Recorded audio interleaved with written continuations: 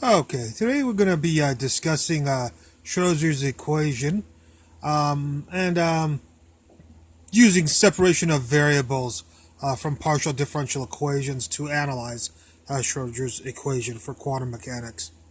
So let's get started here. This is Schrodinger's equation right here. I h bar partial of psi with respect to time equals negative h bar squared divided by 2 times the mass of the particle, usually the electron, del squared, partial derivative of course, psi plus V is the potential energy of the quantum mechanical system, and psi here of course is the wave function of the electron inside the quantum mechanical system. So separation of variables determines that psi, we assume psi is some function of x times some different function or same function, but doesn't have to be the same, of time t. We'll have to take the derivative with respect to time, psi sub t, and that's f prime g. I'm sorry, f g prime. If you take the derivative of this with respect to time, it'll be just the derivative of that. And then two derivatives with respect to x of this is going to be f double prime g right there. So there's that and there's that. So that's this guy and this guy.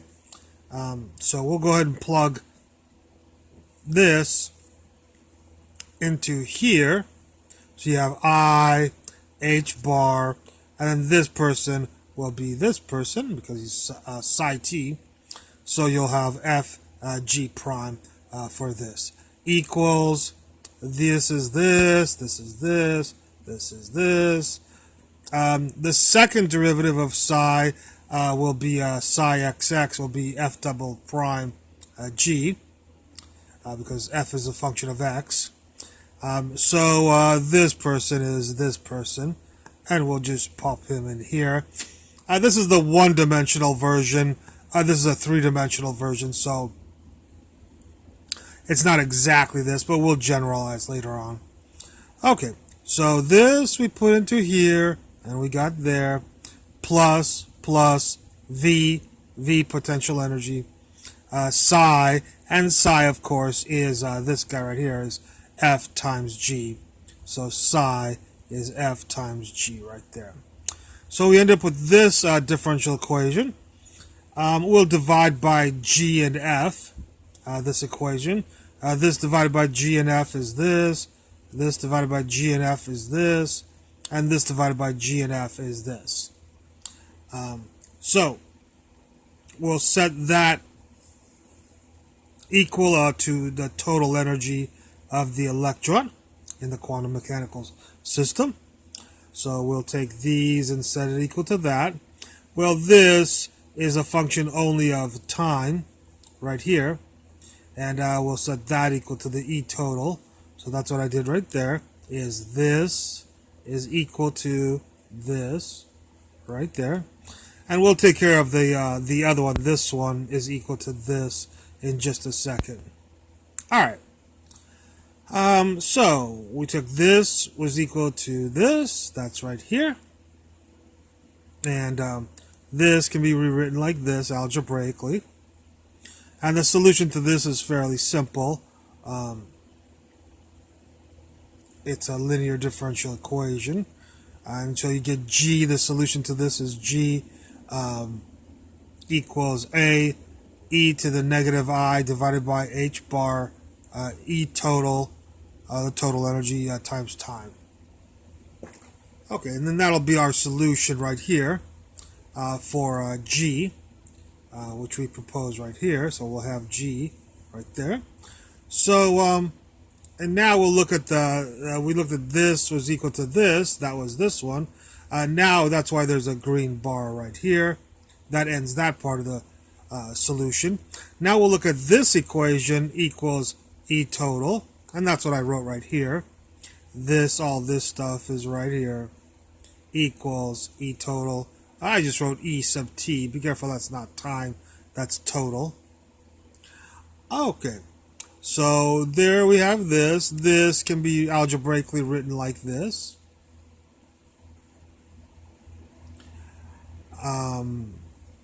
Okay, and so this sets up our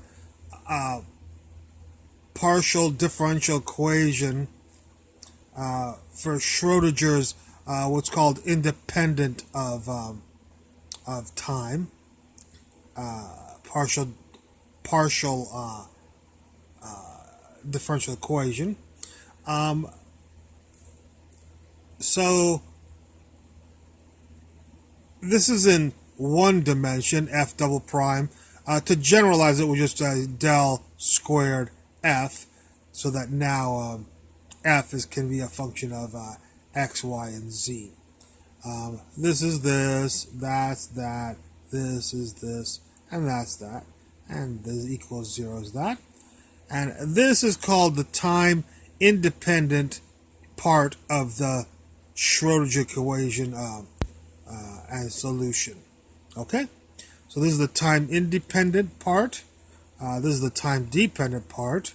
This times this, the solution to this, will give you the psi right here. All right? Okie dokie.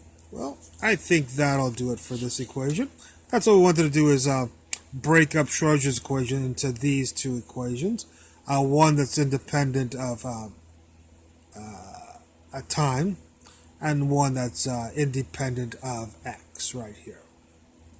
Alright, well, I hope you enjoyed this video, and I look forward to any comments at the bottom. Thank you very much for watching.